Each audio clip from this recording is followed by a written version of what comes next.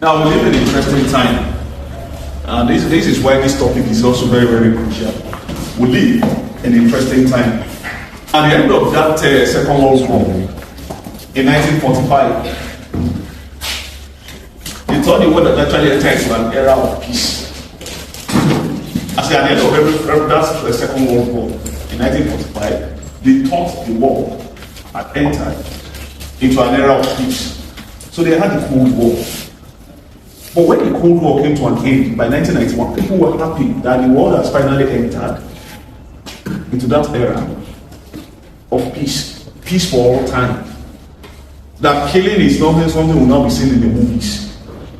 That's not something we're actually going to be witnessing physically.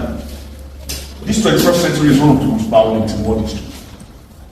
This one that you are in is one of the most violent world history. If I pick just 2023, I can list the number of conflicts that is going on in the world presently. If I pick just that 2023. And the shocking thing is, we pray more, we fast more. We call on God, we call on Allah, we call on the Jumari, we call on Shokmo, on everybody. And yet, it means the more we pray, the more conflict breaks out, the more war you get. Which begs the question, what exactly is wrong with humanity? You go to church on Sunday and you pray, God, peace, peace, peace. Go to mosque, you pray, peace, peace, peace, peace. Then when you leave, you carry your gun, you go and pray. When America killed Osama bin Laden under Obama, they declared the public holiday. People celebrated. Even in Nigeria, people celebrated all over the world. Even myself, when I celebrated people. Osama bin Laden never killed any member of my family. He does not even know me. But people were happy that the man died. When they killed al-Baghdadi was the leader of ISIS under Trump. Trump used it as a re-election campaign promise being fulfilled. As if that's not bad enough now. Last year, if you remember, or was it 2 years ago now, Putin started his madness and invaded Ukraine. They are yet to settle that again. They come down to Africa now. Africa, I don't know. Before they used to say that Africa was cursed, or Africa is cursed. So I think that curse is now going all over the world. It is not just in. I remember when the war in Ukraine started now, and they were now showing these refugees. The white commentator, you know what he said? He said, the people you are seeing, these are not people from Africa. These are Europeans, civilized Europeans that have been displaced.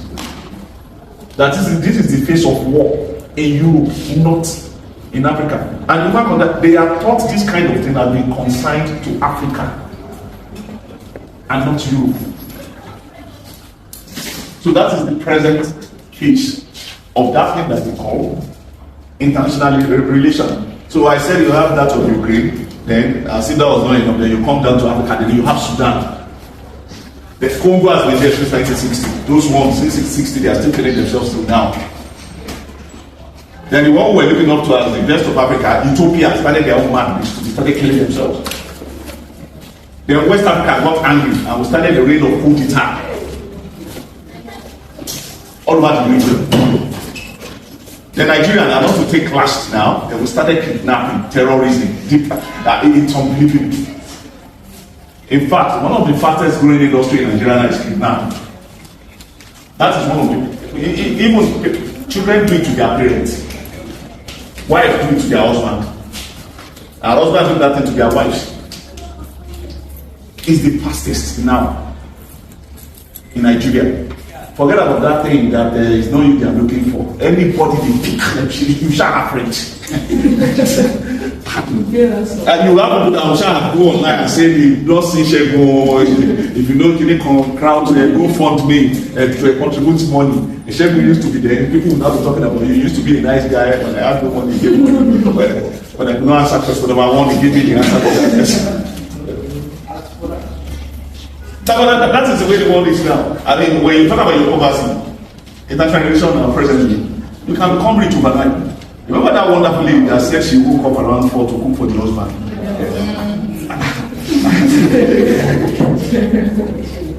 Nobody knows tomorrow. Maybe you start telling people to come for lecture, you wake up by 3 a.m. and somebody will just give you aircraft, just like that. You come to school without eating, maybe somebody will open bakery for you. You read, you don't understand. Maybe lecturers will put pressure on lecturers and ask to just pass you.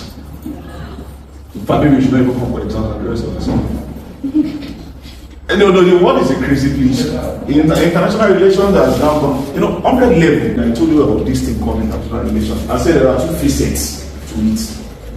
There are two sides to that thing called international relations. Now, there is the theoretical aspect of international relations as a discipline, which is what we are studying in class, and there is the practical aspect, which is the one that you are living outside. There are two. Let me give you a good example. Ukrainian war, we are saying it now, theory in class, but it's happening now outside. That is international relation.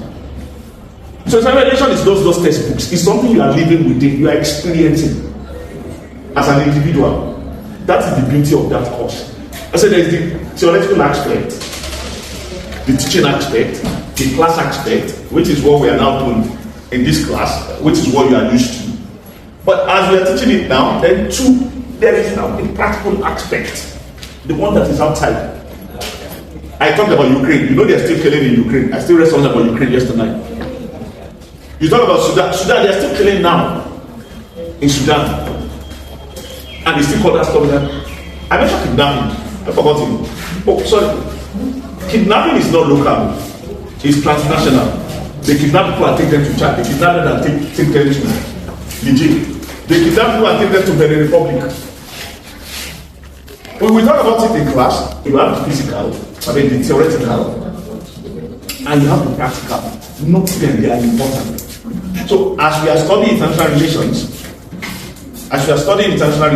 we are also living international relations. That's the thing about history. As you are studying history, you are living history. Does that make sense at all? There's a history can come from the past. So as you are progressing, you are living the past. So as you are living your past, it is being studied. Your past is boring. That is why they are not studying it.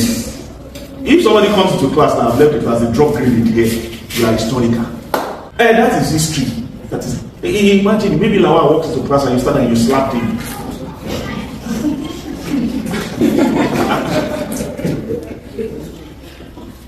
But I taught you that another strategy. It's not impossible for you to slap that lecturer. One, you become famous, you become known forever. Generation will know about your feet. And you can, spend 10, 20 years in last, but then at least they will know you. As you are coming in, you are a star, you are a celebrity, people will own you, that's the guy. People will come to you, they shake your hand, they will give you flower, they will hug you and hold you. Such courage, such confidence. And that is how history is actually moving. And that is why they say history is selective. You don't see them writing about the history of the poor people, it's only the rich people. And that's why you hardly ever hear about poor people. The first time I came about people writing about poor people was when I was doing my PhD. A man wrote on the history of poverty in Lagos for PhD thesis. So he gave the voice to them for the first time. History of the poor people in Lagos. And the shocking thing is, they have to interview people to put their name and addresses in. That is something. So in other words, you have to go to poor people in Lagos. And how deep is this your poverty? So he was doing two things now. The theoretical, poverty. Then the practical. Yes, that is international relation. So it is not just something you open your book and you close. No. As well, every day you keep getting that thing. But the mistake we make all the time, even some teachers, they make that mistake, is they just think it's just theory. You study it in class and you leave it that way.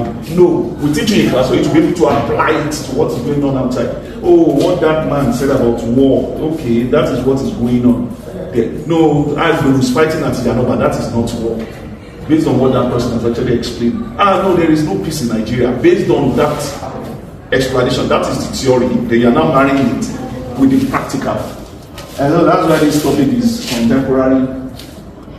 Yes, in international affairs. What are those things that seems natural, seems normal, but has been very, very difficult to figure out within the international political system? And that's why we call them issues. One of them that we are going to come across to your 400 level is that thing you call peace. Why is peace difficult?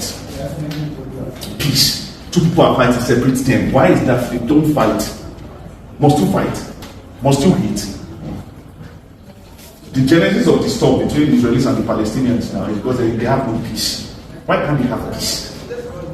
Even when you get angry in your security house, there, can't two people just settle your differences? Since 1948, they've been killing themselves in that place. 1948, don't they ever get tired?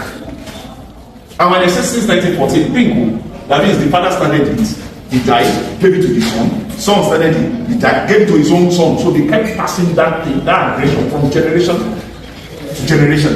And it has entered a new phase now, presently. So, why can't they have peace? Ladies and gentlemen, brethren and sisters, in this our assembly, this is one of the most difficult concepts to understand within the international political system. This is what everybody wants. Peace is what everybody, but then how to get that peace is a problem. Every Sunday they pray for peace in churches.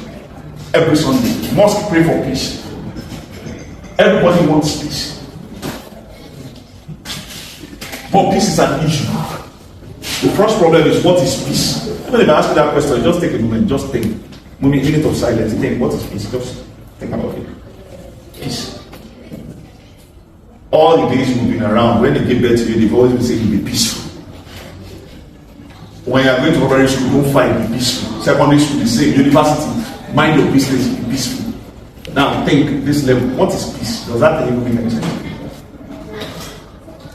I know in your mind you're saying, yeah, peace is peaceful now. Exactly. That is what it's to be peaceful now. But peace is not peaceful. What is peace? Is Nigeria peaceful? You don't know peace and you're shaking your head. Still, I say it's Nigeria people, you're saying no. Okay, what is peace? Before you agree that Nigeria is not peaceful.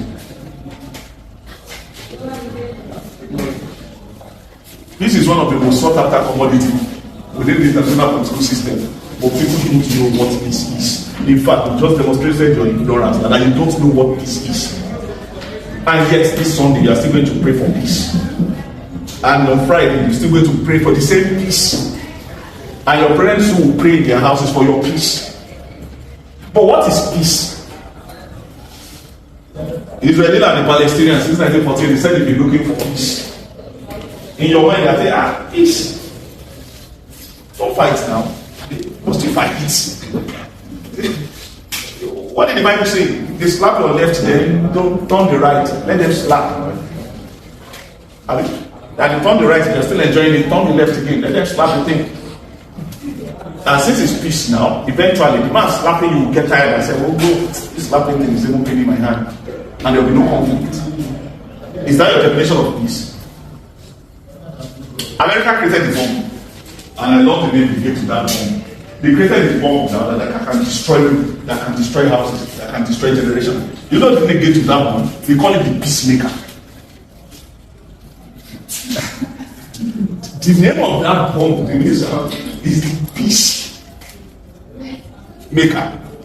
America invaded Iraq in 1919 in 2003, and it's because they said they wanted to bring peace to the region. So the question is, what is peace? How do you get peace? How do you maintain peace? Do you maintain peace? Do you get peace through negotiation or through talking? Or do you get peace by shooting and killing? So what is peace? Peace goes beyond being peaceful. That's number one that we are doing.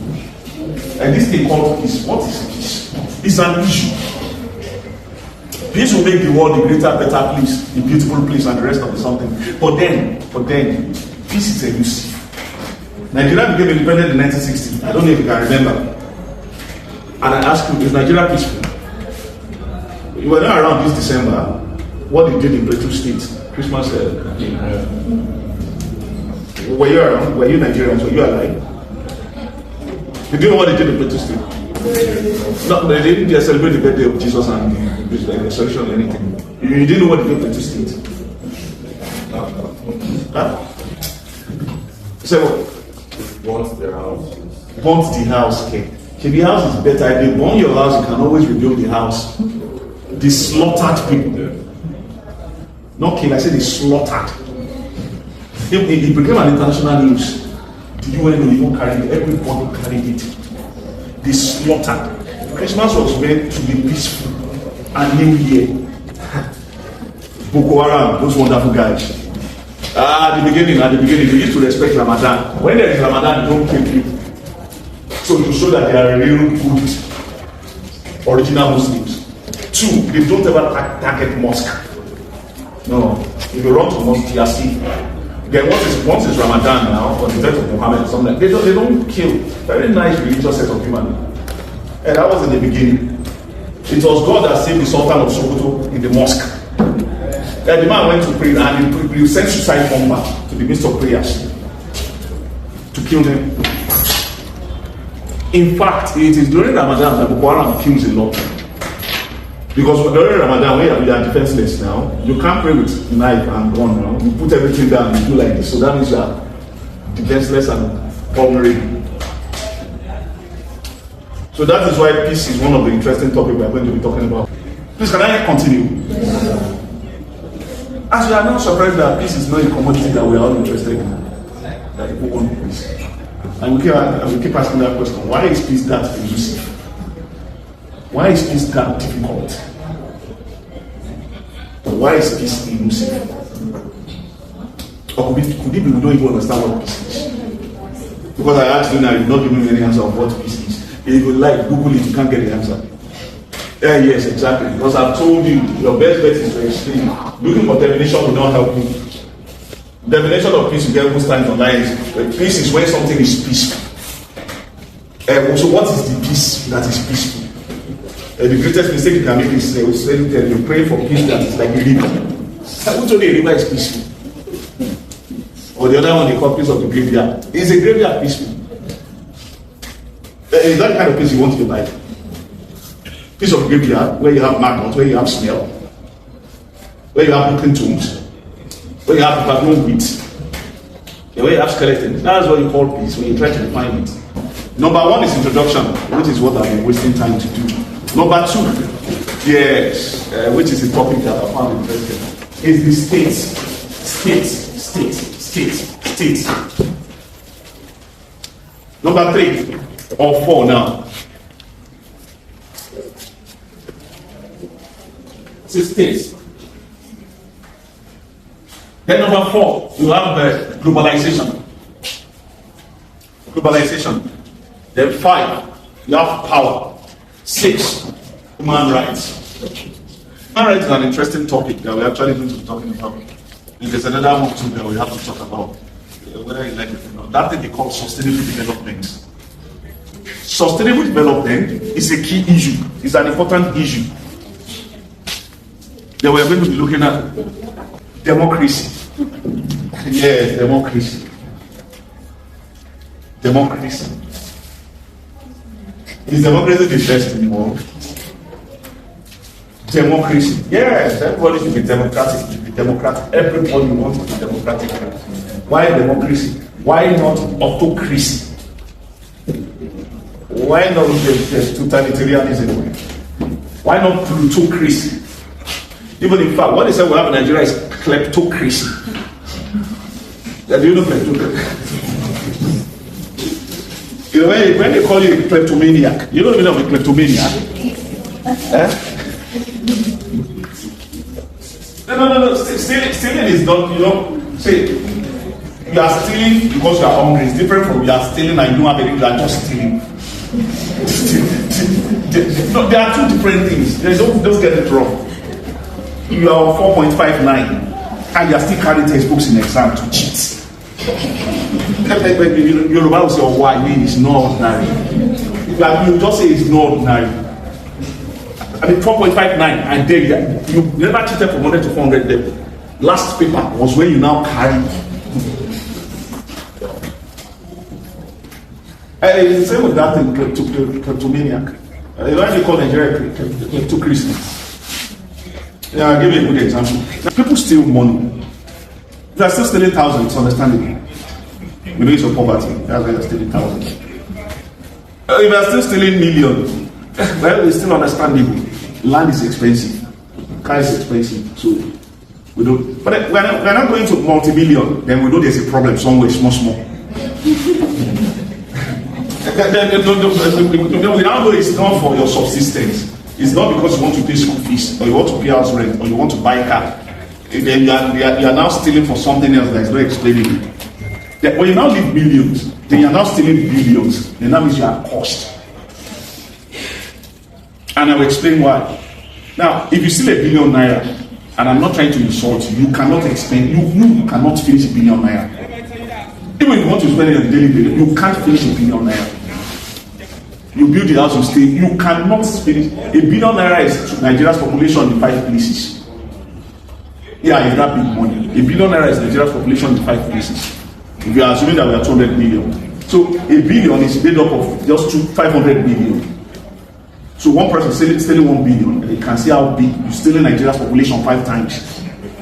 And that's why I said you can't finish it. Now, it's still okay if you are still stealing. Now, think of one madman stealing 24 billion in Nigeria. No,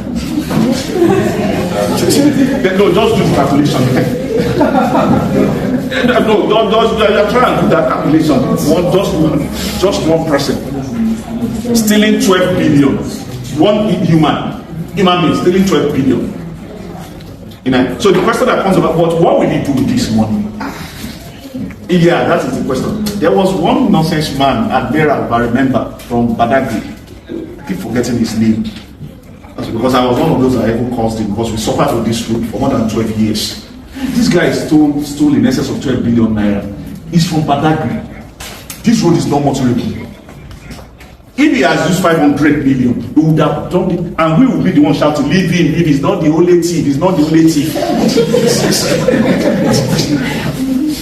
So where did you think the idea of Robin Hood came from? Robin Hood is a good thief now, stealing from the rich to give to the poor. And that's the logic now. And he could not do that road. And he's from Badagry. He's from that area that is not developed. And that's kleptocracy. Because he could not even spend, he could not finish, all his generation, not just all over, they can't finish that money. That is what is going on in Nigeria. And that's what kleptomaniac. And that is what they are taking left and right from out of Nigeria, from within Nigeria. It's madness, it's unexplainable. And that was why I said if you steal because it's understandable. There was that guy, the former NMPC director. The man had so much money. I'm not making this up. Choir, what was the man's name? Something. Cardinal Canon. I'm not making it. This thing happened, you were alive. It was not long time ago. No, it happened when you were alive. The man had so much money. I didn't want to use the word stone. So much money. He built a house, I think a duplex. In Kano, Kaduna, and filled the place with money, different currencies, euro, dollar, naira. That is when you open the money will spill out. It was that bad.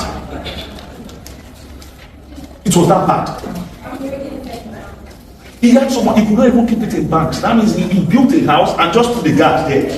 Well furnished with marbles and everything, just put a man there, just be guiding the money. Every day, every month, every week, every year. So when you open the door, money will just come out of that there. Something. When the man within there are those witches or wizards or intelligence that caught him now. I think it was people that you call it in Yoruba land bad belly. But probably you asked him for 1,000, he didn't give you 500. You now went to go and report. That was how we knew about that thing. And when they picked up this man, the man was still defending it was gifts they gave him. Over the years. Yeah, they gave him that thing. That was why they said that, is democracy the best? China is not a democracy, but it's one of the best in the world. That was why I asked you that question. I said, is democracy the best? China is not a democracy. I'm sure you're on TikTok, you see everything they post about China. China is not a democracy. I'm not saying Chinese model is the best. I'm just telling you that China is not democracy. Even under Bolsonaro, the one that took over, Lula da Silva took over from in Brazil. Brazil was not a democracy, but don't joke. You cannot compare Brazil to Nigeria. Another one is that one that people, the Europeans always fight, and Americans, they're always trying to fight that man. Turkey. Turkey is nominally a democracy in theory. It's the same man that's been ruling Turkey for more than 16 years. And yet, Turkey is not a small boy. And of course now, Russia just pretends to be a democracy, but we know Russia is not a democracy. Putin has been there for close to 18 years. And ladies and gentlemen, he announced some 2 weeks ago that he's still going to contest for election. And yet, Nigeria is shouting democracy, democracy, democracy, democracy. And the country is going backward. Is democracy the best? Now, before I leave that topic or end the lecture, America went to Afghanistan in 2001 to impose democracy. America went to Afghanistan in 2001 to impose democracy as it is. And America created more terrorists for the world till today. You know, after some 18 years, they ran out of Afghanistan. I said that in democracy. By the time we are through with that lecture, we really want to try to tell Nigeria whether it is democracy we should be practicing, or we should go the way of China or North Korea and be practicing communism.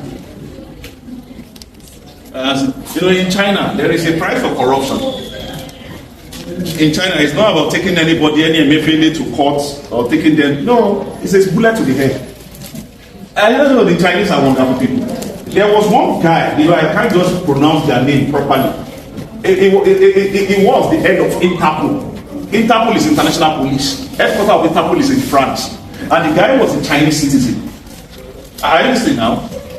Head of Interpol, international police, international organization, but was a Chinese citizen. So the guy now made the mistake of going back home on vacation. Just to go and see his family now, because the headquarters of Interpol is within France. And he disappeared for 3 months. People were asking online, people were international, everybody, even his workers, where is this man? Where is this man? China people did not say anything. Until the 4th month, China just said he has been arrested and jailed for corruption. Head of Interpol, international police. You know, there is no law for the detail us what he did, and of course we can't say, is he not my citizen? I say he has been arrested. And people are trying to say, is the head of that? I said, he has been arrested, he's my citizen. If he's no longer there, then look for someone put there, he's my citizen. There was one manufacturer that was adulterating milk in China. Like that thing they showed in Ojo now, some guys producing wine. I don't know if you read that thing. Humans are evil. Humans are really, really evil. Humans, we are evil. When that thing they were producing can destroy your kidney. And that thing they produce and I mean, look at the hygiene. Look at where they were producing inside dirty water. And they were producing that thing, and they said they would not take all those things to expensive club, and you buy your pop bottle at 9, you're showing us on TikTok, they're living large. I don't know that you are drinking poison.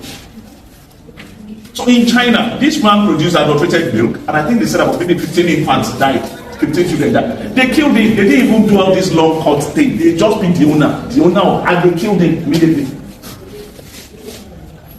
But Nigeria, no, some people will defend it's a lie. It's not the original, it's the original. Go to court, it has to be true, it has to be wrong, and before you go, they will just tell. Yeah, but then that's the beauty of democracy. That is what they call democracy. But then is democracy the best? It was on that Trump that I knew that America is not practicing what it's preaching. And that is supposed to be what you call a democracy. So is democracy the best? I don't know. You give us the answer.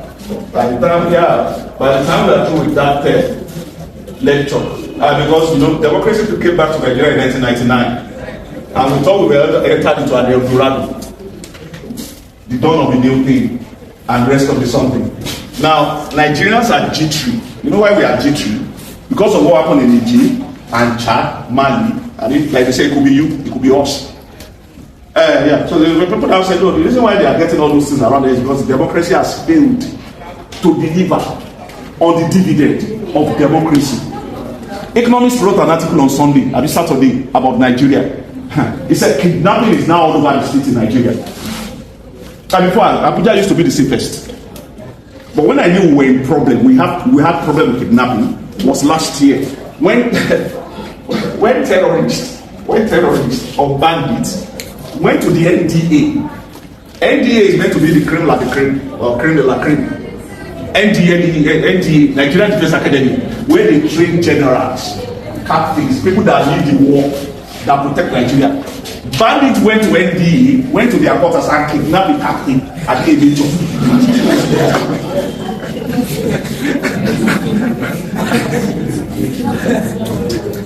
Those guys entered to the ceiling and kidnapped an officer. And I said in my mind, Nigeria is finished. No, I knew there was a problem with Nigeria when, those guys had already warned those guys that they were coming. There was one secondary school, government school opposite that NDE. Bandits went there to kidnap students. So, when they didn't get the people who entered into the NDE are kidnapped army personnel. And people are now complaining today that Abuja, why will Abuja be safe? The rate at which they kidnap in Abuja is so unbelievable. They are not ghosts, they are not spirits. You are driving your car out, you want to lock your gate, somebody is not happy, enter. That's just it. Right there from, they said, you that were thinking you are saving estate, they go to estate to kidnap people now. Is that bad? Now, it sounds like a bad movie, but that's exactly what is happening.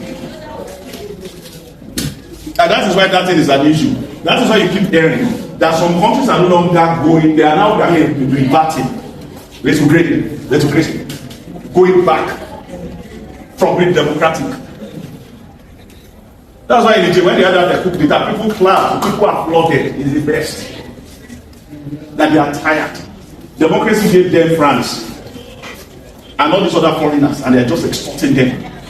That they want their own something in their own. Even in fact, that was why they were scolding Nigeria. Nigeria, face your problem, leave them alone. They abused Tinubu a lot when he said he gave them, he said, well, have you finished with your own problems, your own issues? That you're not trying to put yourself in that of another country, or other countries in West Africa. Then after that, we have the conclusion. So by next class, we'll go into the lecture proper. So I'll give you an introduction on what you are going to be doing. Then of course, you have recommended tests. Probably send them to that my platform for you to have access to. Then, so you have a nice day.